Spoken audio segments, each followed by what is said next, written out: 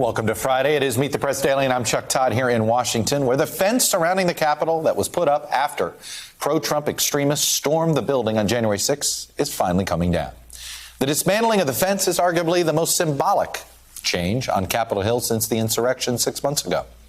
But perhaps the more substantive change on Capitol Hill in the last 6 months since the deadly attack on the Capitol, the Republican Party has arguably gotten more radical and more committed to Trumpism, not less. On January 6th, North Carolina Senator Richard Burr said in a statement, "The president bears responsibility for today's events." He'd go on to convict him in the impeachment trial. South Carolina Senator Lindsey Graham, a key Trump ally, said on the Senate floor that night, "Count me out, enough is enough." That lasted about 24 hours. And Education Secretary Betsy DeVos resigned from Trump's cabinet, writing, "This is an inflection point for me." That day did prove to be an inflection point for many in the Republican Party. But the turn they took was towards Trump rather than away. Just look at the primaries already shaping up for next year's midterm elections. Let's take Oklahoma.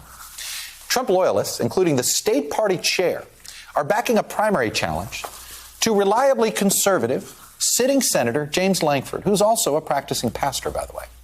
His sin? He refused to reject the electoral count on January 6th. In Ohio, the Republican primary to succeed retiring Senator Rob Portman has devolved into something of a race to the conspiratorial right and a contest to hug Trump the hardest.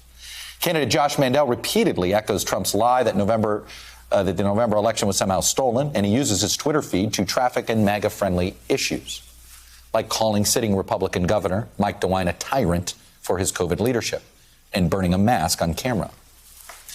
And newly announced candidate J.D. Vance had to completely backtrack on his past comments that were critical of Trump, even telling Time magazine, "Trump is the leader of this movement, and if I actually care about these people and the things I say I care about, I need to just suck it up and support him."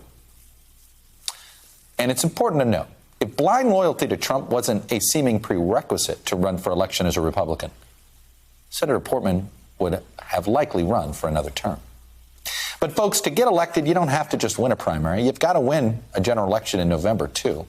For Republicans running to the far right, they could win votes in the primary, but it could also lose votes in the general. And in a lot of places, if you can't at least be competitive with the independents, the folks that actually do sit in the middle of this electorate, you just can't win, period.